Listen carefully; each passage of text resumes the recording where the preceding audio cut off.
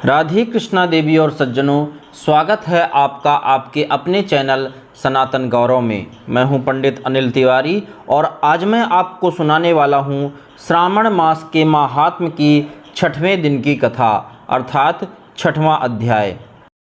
इस अध्याय में सोमवार व्रत का विधान बतलाया गया है, जो कि इस प्रकार है।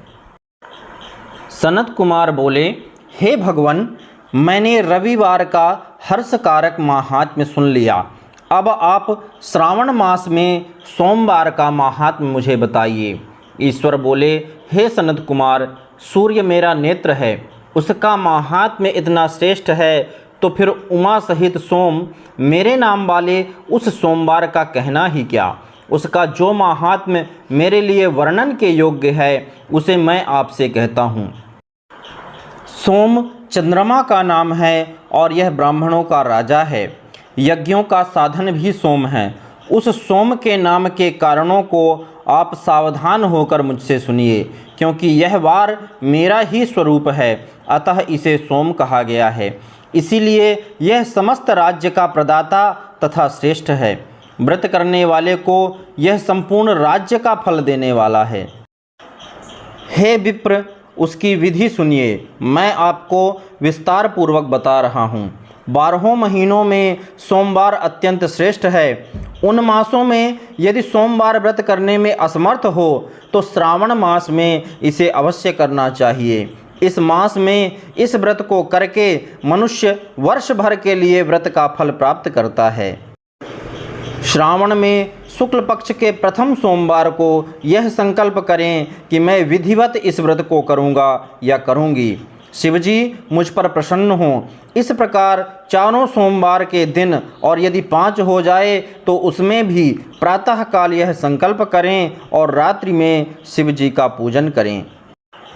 16 उपचारों से सायंकाल में भी शिवजी की पूजा करें और एकाग्र चित्त होकर इस दिव्य कथा का श्रवण करें।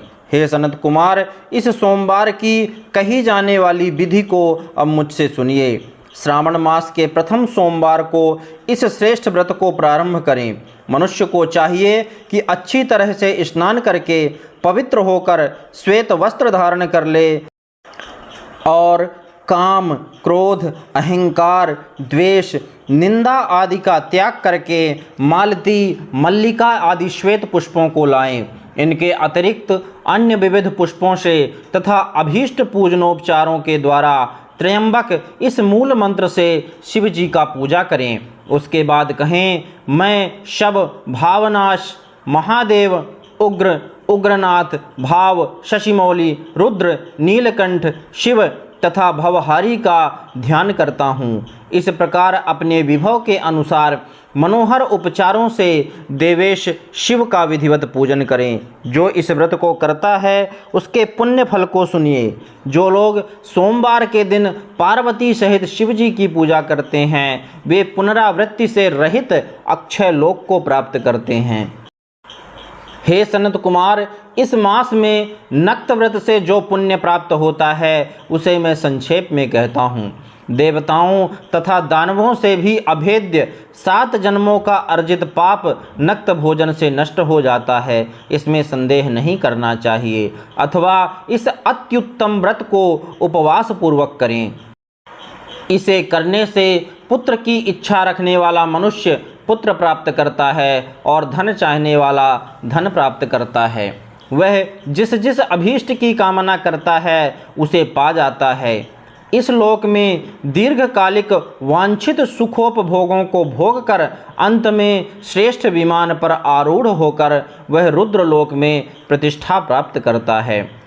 चित्त चंचल है, धन चंचल है और जीवन भी चंचल है, ऐसा समझकर प्रयत्न पूर्वक व्रत का उद्यापन करना चाहिए। चांदी के वृषभ पर विराजमान सुवर्ण निर्मित शिव तथा पार्वती जी की प्रतिमा अपने सामर्थ्य के अनुसार बनानी चाहिए। इसमें धन की कृपणता नहीं करनी चाहिए। उसके बाद एक दिव्य तथा शुभ लिंगतोभद्र मंडल बनाएं तथा उसमें 2 श्वेत वस्त्रों से युक्त एक घट स्थापित करें। घट के ऊपर तांबे अथवा बांस का बना हुआ पात्र रखें और उसके ऊपर उमा सहित शिव जी को स्थापित करें। उसके बाद श्रुति, स्मृति तथा पुराणों में कहे गए मंत्रों से शिव जी की पूजा करें। पुष्पों का मंडप बनाएं तथा उसके ऊपर सुंदर चंदोबा लगाएं। उसमें गीतों तथा बाजों की मधुर ध्वनि के साथ रात में जागरण करें। उसके बाद बुद्धिमान मनुष्य अपने गृह सूत्र में निर्दिष्ट विधान के अनुसार अग्नि स्थापन करें और फिर शव आदि 11 श्रेष्ठ नामों से पलाश की समिधाओं से 108 आहुति प्रदान करें। यव, व्रीहि, तिल आदि की आहुति आप्यायस्व इस मंत्र से दें और बिल्व पत्रों की आहुति त्रयंबक अथवा षडक्षर मंत्र ओम नमः शिवाय से प्रदान करें। उसके बाद स्विष्टकृत होम करके पूर्णाहुति देकर आचार्य का पूजन करें और बाद में उन्हें गौ प्रदान करें। उसके बाद 11 श्रेष्ठ ब्राह्मणों को भोजन कराएं तथा उन्हें वंश पात्र सहित 11 घाट प्रदान करें। उसके बाद पूजित देवता को तथा देवता को अर्पित सभी सामग्री आचार्य को दें और तत्पश्चात प्रार्थना करें, मेरा व्रत परिपूर्ण हो और शिव जी मुझ पर प्रसन्न हों। उसके बाद बंधुओं के साथ हर्षपूर्वक भोजन करें। इसी विधान से जो मनुष्य इस व्रत को करता है वह जिस जिस अभिलषित वस्तु की कामना करता है उसे प्राप्त कर लेता है और अंत में शिवलोक को प्राप्त होकर उस लोक में पूजित होता है।